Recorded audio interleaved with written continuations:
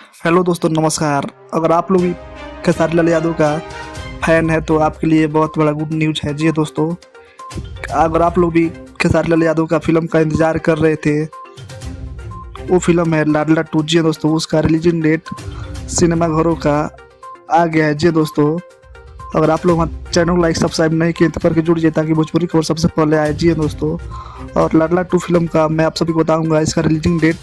आप लोग सिनेमा अपने नज़दीकी घरों में जाकर देख सकते हैं। जी दोस्तों, लाडला टू अपने नज़दीकी सिनेमा घरों में 22 सितंबर को आप लोग देख सकते हैं। जी दोस्तों, ये फिल्म पूरा बिहार यूपी इंडिया में रिलीज हो रही है। जी दोस्तों, आप लोग अपने नज़दीकी सिनेमा घरों में जाकर एक बार जरूर देखिए। ये फिल्म बहुत ही ज़बरदस्त फिल्म है, माँ और बेटे पर फिल्म है।